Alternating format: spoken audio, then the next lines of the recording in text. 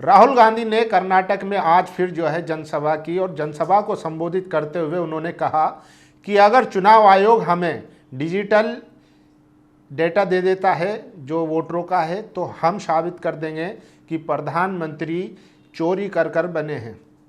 इसका मतलब समझिए आप, राहुल गांधी ये दावा क्यों कर रहे हैं? क्योंकि उन्हें यकीन है जिस तरीके से उन्होंने कल प्रेस कॉन्फ्रेंस करके चुनाव आयोग पर 1 लाख वोट चोरी करने का आरोप लगाया था, उन्हें उसी बात का यकीन है कि कम से कम 25 सीटों पर वोटों की गिनती को बढ़ाया गया है। आपको याद होगा जब वोटिंग खुले थे 2024 के लोकसभा चुनाव में, तो बनारस में अजय राय कांग्रेस के प्रत्याशी थे, पहले 3-4 राउंड में वो आगे चल रहे थे, लेकिन फिर अचानक जो है वो पीछे हो जाते हैं। उनको अच्छा वोट मिलता है, ऐसी बात नहीं है, अच्छा वोट मिला था, लेकिन वो पिछड़ जाते हैं और प्रधानमंत्री जो है वो जीत जाते हैं। अब लोग जो है उसका स्क्रीनशॉट भी वायरल कर रहे हैं और कह रहे हैं कि जब आप समझिए कि बेंगलोर जैसी एक सादा सीट पर बीजेपी के कैंडिडेट को जिताने के लिए 1 लाख वोट चोरी कर सकते हैं, तो प्रधानमंत्री को बचाने के लिए क्या किया होगा। और चुनाव आयोग जो है वो राहुल गांधी से शपथ मांग रहा है कि आप हमें शपथ पत्र दीजिए। अगर राहुल गांधी ने आरोप लगाया है और उन्होंने डेटा दिया है, सबूत दिए हैं, तो आपको जांच करनी चाहिए और ऐसी तमाम सीटों पर जांच करनी चाहिए जहां पर ओपोजिशन ने आरोप लगाया है। आप सोचिए, पिछले कई सालों से गुजरात में बीजेपी की सरकार है, लगभग 2000 से 25 सालों से तो वहां पर प्रधानमंत्री और गृह मंत्री अमित शाह दोनों जो है दोनों सरकार चलाते आए हैं। गुजरात मॉडल का जो पूरे भारत में डंका बजाया गया था कि देश में अब गुजरात मॉडल लागू होगा, वो यही गुजरात मॉडल था। गुजरात में किस तरीके से प्रधानमंत्री और गृह मंत्री काम करते थे किसी से छिपा नहीं है, और वही गुजरात मॉडल जो है पूरे देश में लागू कर दिया गया है। आज सुप्रीम कोर्ट ने ईडी को फटकार लगाई है और वो भी बताऊंगा। इसके अलावा रवीश कुमार लगातार लिख रहे हैं और पूछ रहे हैं गोदी मीडिया से कि आप जो है राहुल गांधी की प्रेस कॉन्फ्रेंस को कवर क्यों नहीं कर रहे हैं।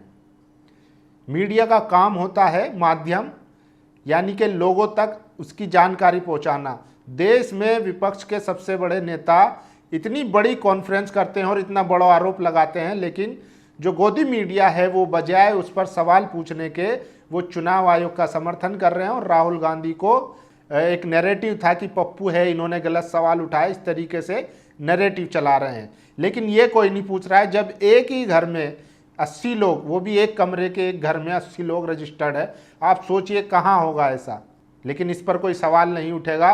लेकिन इससे भी हटकर चुनाव आयोग की जो मंशा है वो बिहार में देखने को मिली। 2 महीने में बिहार में SIR करा दिया गया और वहां पर 65 लाख लोगों को जो है वोटर लिस्ट से हटा दिया गया। लेकिन अब सूत्रों से खबर आ रही है, नदीम खान जो APCR चलाते हैं, जो ह्यूमन राइट्स के लिए काम करते हैं, वो बिहार में लगातार जो है जा रहे हैं और वहाँ की ग्राउंड रियलिटी को बता रहे हैं। अब उन्होंने खुलासा किया है कि बिहार में बहुत ही भयावह स्थिति है, खासकर मुसलमानों के लिए। ये जो SIR कराया गया है ये NRC से भी खतरनाक है। क्यों खतरनाक है? क्योंकि अब बताया जा रहा है कि वहाँ पर SIR में जिनका नाम काटा गया था, अब वो लोग जुड़वाने के लिए जा रहे हैं, तो अब यहाँ पर अधिकारियों द्वारा भेदभाव शुरू हो गया है। तो आप समझिए कि ये कितना खतरनाक है। एक तरफ चुनाव आयोग जो है बिहार में SIR कराता है और वहाँ पर देखा कि तेजस्वी जो उप मुख्यमंत्री रह चुके हैं उन तक का वोट काट दिया गया था और वहाँ पर कुत्ते का ट्रम्प का वोटर बन जाता है। लेकिन अब देखिए जब वहाँ पर बात आई है तो वहाँ पर मुसलमानों के साथ किस तरीके से भेदभाव शुरू हो गया। मैं नहीं कह रहा हूँ, नदीम खान कह रहे हैं जो खुद बिहार में वहाँ पर देख रहे थे पूरा। ये देखिए नदीम खान ने लिखा है, पटना से वापस लौट रहा हूँ, हालात बहुत भयावह है। अब जब फॉर्म के साथ पेपर जमा करने का दौर शुरू हुआ है तो भेदभाव शुरू है। 60 लाख लोग बाहर हुए, वो तो है ही, लेकिन 10% लोग के फॉर्म को डाउटफुल बनाकर ERO के पास भेज दिया गया है। कहीं कोई जवाबदेही नहीं, सब गोलमोल घुमा रहे हैं। ये NRC से भी भयानक है। वहाँ के 5 साल का टाइम था, यहाँ SIR में 3 महीने में ही निपटाने की तैयारी है। तो आप समझिए कि चुनाव आयोग किस तरीके से काम कर रहा है। और राहुल गांधी जब कह रहे हैं कि चुनाव आयोग बीजेपी के साथ मिलकर वोट चोरी करता है, तो चुनाव आयोग उनको नोटिस पहुंचाता है। और अब देखिए कि रवीश कुमार ने किस तरीके से गोदी मीडिया को घेरा है वो आपको बता देता हूं। देखिए, रवीश कुमार लिखते हैं, चुनाव आयोग को क्या कहा जाए, मिसलीडिंग आयोग या हर बात को सफलतापूर्वक रिजेक्ट करने वाला सक्सीडिंग आयोग, यह सूत्रों के हवाले से काम करने वाला एक्सीडिंग आयोग, या भारत के लोकतंत्र का बुरा हाल करने वाला ब्लीडिंग आयोग, या बिना जांच किए फुर हो जाने वाला स्पीडिंग आयोग। तो रवीश कुमार जो हैं वो इकलौते ऐसे पत्रकार हैं जो सवाल उठा रहे हैं। योगेंद्र यादव ने भी कई सवाल उठाए हैं। रवीश कुमार लिखते हैं, सुनिए, किसी को तो सुनिए, बीजेपी के समर्थकों को भी सरकार से मांग करनी चाहिए कि वोट चोरी की जांच होनी चाहिए। कांग्रेस के साथ साथ बीजेपी को भी इलेक्ट्रॉनिक डेटा दिया जाए। चुनाव में हार और जीत का महत्व इसलिए होता है क्योंकि दोनों पक्ष को वोटर लिस्ट में यकीन होता है। क्या वे इन आरोपों के बाद जीत का जश्न मना पाएंगे? क्या वे भी चाहेंगे कि चोरी से जीत मिले? इसलिए बीजेपी को वोट करने वाले समर्थकों को इसकी मांग करनी चाहिए। कई साल से अलग अलग रूप में चुनाव आयोग पर सवाल उठ रहे हैं। सारे सवाल हवा हवाई नहीं है। महाराष्ट्र चुनाव के बाद जिस तरह से वोटर लिस्ट का सवाल मुखर हुआ है उस पर जवाब तो आना ही चाहिए। पॉकेटमारी से अमेरी का आनंद नहीं आता है। बीजेपी के समर्थक को सोचना चाहिए कि जब ऐसे आरोप लगते हैं, गोदी मीडिया खबरों को क्यों दबाता है, क्यों जांच की मांग नहीं करता, मजाक उड़ाने लगता है। तो आप सोचिए कि आपने अगर मान लीजिए किसी को वोट दिया तो ये आपके वोट की तौहीन है। इसलिए रवीश कुमार कहते हैं कि बीजेपी के समर्थकों को भी इस आरोप की जांच की मांग करनी चाहिए। अगर राहुल गांधी गलत हैं तो फिर उनकी राजनीति खत्म हो जाएगी, और अगर चुनाव आयोग गलत है तो फिर उनको गिरफ्तार करके जेल भेजा जाना चाहिए। रवीश कुमार आगे लिखते हैं, भारत के मुख्य चुनाव आयुक्त बनाए गए। सूत्र के रूप में खबरें प्लांट कराने का लंबा प्रशासनिक अनुभव रहा है। सूत्र को सेल्फी का शौक है मगर चेहरा दिखाने का नहीं। सूत्र एक सच्चा भारतीय है, सूत के सूट पहनता है। कृपया मेरे ट्वीट पर मिसलीडिंग का ठप्पा लगा दीजिए और कॉमेडी पर सीरियस वाला। तो रवीश कुमार जो है लगातार लिख रहे हैं, आपके घरों में आज का अखबार आया ही होगा। क्या आप अपने फ़ोन में अच्छी तस्वीर लेकर अपलोड कर सकते हैं? बताइए कि पहले पन्ने पर राहुल गांधी की प्रेस कॉन्फ्रेंस की रिपोर्ट छपी है या नहीं। अगर भीतर के पन्ने पर छपी है तो उसकी भी तस्वीर अपलोड कीजिए। गोदी मीडिया लोकतंत्र का हत्यारा है, इन पर नज़र रखना आपकी सुरक्षा के लिए बहुत ज़रूरी है। तो ये भी मायने रखता है कि अखबार मीडिया जो है वो किस प्राथमिकता से राहुल गांधी को प्राथमिकता देता है। और देखिए, रवीश कुमार आगे लिखते हैं, यहाँ इसलिए शेयर कर रहे हैं ताकि चुनाव आयोग की मिसलीडिंग वाली स्याही खर्च हो सके। आयोग को पता होना चाहिए कि उसके ठप्पे पर कोई यकीन नहीं करता क्योंकि उसके प्रति लोगों का भरोसा कम हो गया है।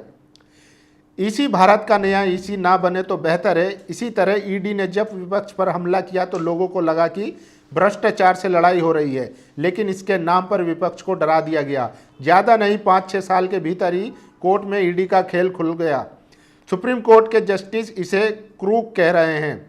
अब भारत के नए ईडी को यानी ईसी को समझना चाहिए कि जनता वोटर लिस्ट के खेल को समझ गई है। उसे वोटर लिस्ट की इलेक्ट्रॉनिक कॉपी, 5 बजे के बाद का वोटिंग का वीडियो सौंप देना चाहिए। चुनाव आयोग को शपथ पत्र देना चाहिए कि हमारे बनाए गए लिस्ट में कोई गड़बड़ी नहीं है।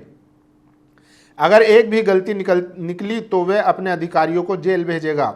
आयोग अगर ये कहता है तो लोग शपथ पत्र पर लिख कर देंगे कि हमें आयोग पर भरोसा है, वरना 5 रुपए के शपथ पत्र पर लोग ठीक उसका उल्टा लिख कर देने लग जाएंगे। हमें नहीं पता कौन अधिकारी रिटायर होकर रिलायंस की नौकरी करने वाला है या बीजेपी से चुनाव लड़ने वाला है। इसलिए आयोग को संदेह से ऊपर होना चाहिए। शपथ पत्र दिखाकर जनता को भटकाने का प्रयास बंद करना चाहिए। और ये देखिए, इन्हें लगता है कि नियम का घा लगाकर नोटिस जारी करने से छुप जाएगा। कायदे से जाकर जांच करनी चाहिए थी तो शपथ पत्र याद दिला रहे हैं। ये शपथ पत्र का पालन नहीं कर रहे हैं, इसकी जांच कौन करेगा। और आगे लिखते हैं रवीश कुमार, ये वाकई डरावना है। राहुल गांधी ने आज जिस तैयारी के साथ प्रेस कॉन्फ्रेंस की, चुनाव आयोग को शपथ पत्र पर जानकारी मांगने की नौटंकी के बजाय पारदर्शिता के साथ जांच करनी चाहिए और इलेक्ट्रॉनिक वोटर लिस्ट उपलब्ध कराने चाहिए। एक विधानसभा में 1 लाख वोट चोरी का हिसाब दिया है तो आयोग को सम्मान के साथ स्वीकार करना चाहिए और एक्शन लेना चाहिए। आखिर आयोग ने ऐसी कॉपी क्यों दी जिसे मशीन से आप नहीं पढ़ सकते? तब फिर वोटर लिस्ट की कॉपी ही क्यों दे रहे हैं? अगर सब कुछ इसी पर है कि सब मैनेज है, अब राहुल प्रेस कॉन्फ्रेंस करते रहे तो ये लड़ाई केवल राहुल गांधी की तो नहीं है। अगर इस तरह से वोट की डकैती होगी तो फिर किसके लिए क्या बच जाएगा। कल का अखबार और शाम के चैनल का हाल देखना। 6 महीने लगाकर जांच करो और अब कहा जा रहा है कि शपथ पत्र पर लिखकर दो, देश में मजाक चल रहा है। चुनाव आयोग का शपथ पत्र मांगना ठीक वैसे ही है जैसे सुप्रीम कोर्ट के एक जज का कहना है कि ठोस सबूत के सवाल कैसे कर सकते हैं। एक सच्चा भारतीय कभी नहीं कह सकता। दुनिया जानती है कि नियम बनाकर और उनका इस्तेमाल किस तरह लोकतंत्र का गला घोटा गया है। कौन नहीं जानता कि आखिरी चरण में कानून और नियमों का इस्तेमाल होता है। ईडी को लेकर सुप्रीम कोर्ट की कितनी फटकार है, तो नियमों की चिंता करने वाली सरकार ने ईडी में कौन सा सुधार कर लिया, उसका खुद का रिकॉर्ड क्या है। कानून और नियम को लेकर राहुल ने जो दिखाया है वो सबके लिए डरावना है। अगर बीजेपी के समर्थकों को इसी तरह पर्दे के पीछे से जीत पर डांस करना है तो वो आर.डी. बर्मन के तमाम संगीत को गुड्डू बबलू पिंटू के बनाए गीत घोषित कर दें और डांस करते रहें। कायदे से हर किसी को शर्म आनी चाहिए कि इतने शानदार लोकतंत्र का हाल कुछ लोगों के गिरोह ने इस स्तर पर पहुंचा दिया है। और ये देखिए, सुप्रीम कोर्ट ने जो ईडी को फटकार लगाई है उसको लेकर भी लिखा है, इस ईडी के दम पर विपक्ष को तोड़ा गया, देश में दहशत फैलाई गई। इसके बारे में आए दिन सुप्रीम कोर्ट के विचार सुनने चाहिए और अब ईडी के साथ साथ ईसी पर भी नज़र रखनी चाहिए। और ये देखिए, सुप्रीम कोर्ट ने कहा है ईडी किसी धूर्त की तरह काम नहीं कर सकता, उसे कानून के दायरे में होना चाहिए। देखिए किस तरीके से जो ईडी काम कर रहा था, विपक्ष के नेताओं को डराने धमकाने की कोशिश कर रहा था, उसको लेकर सुप्रीम कोर्ट ने फटकार लगाई है। हमें ईडी की छवि की चिंता है। 5-6 सालों तक हिरासत में रखने के बाद अगर कोई बरी हो जाते हैं तो इसकी भरपाई कौन करेगा।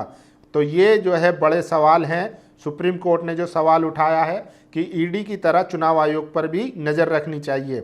और ये देखिए, जो राहुल गांधी डिजिटल डेटा मांग रहे हैं उसको देखिए, पंजाब में जिस तरीके से जो एक चुनाव अधिकारी थे उन्होंने अपना ठप्पा लगाकर किस तरीके से पर्चे डाले थे, वोट डाले थे। इसीलिए चुनाव आयोग ने जो फुटेज नियम थे उसको बदला ताकि जो है विपक्ष या कोई भी पार्टी ना ले सके।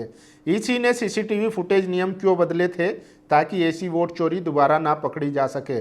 तो ये जो है महाशय आपको याद होंगे जिन्होंने आप कैमरे के सामने अपना ठप्पा लगाकर विपक्ष को हराने का काम किया था। तो ये बड़ी खबर है। और देखिए जाते जाते लास्ट में, एक 1 BHK टाइप फ्लैट में 80 वोटर, एक बियर फैक्ट्री के एड्रेस पर 60 से ज़्यादा वोटर। निष्पक्ष चुनाव प्रणाली जनता का मूलभूत अधिकार है। वोटर लिस्ट जनता की संपत्ति है। इतना बड़ा स्कैम करके चुनाव जीता जा रहा है। इस देश में चुनाव आयोग नाम की चीज है या भी नहीं। राजनीति के मैदान में चुनाव आयोग एम्पायर की भूमिका में होता है। अगर एम्पायर ही एक टीम का आदमी निकल जाए तो निष्पक्षता मैच या चुनाव कैसे होगा। तो ये बड़े सवाल है। जिस तरीके से राहुल गांधी ने कहा है कि अगर वो हमें इलेक्ट्रॉनिक डाटा दे देता है चुनाव आयोग तो हम ये साबित कर देंगे कि प्रधानमंत्री जो है वो वोट चोरी करके बने हैं। इसके अलावा बिहार में चुनाव आयोग ने SIR के नाम पर मुसलमानों के लिए बड़ी मुसीबत खड़ी कर दी है और ख़बर आ रही है कि वहाँ की हालात बहुत भयावह है। NRC से भी बुरे हालात हैं।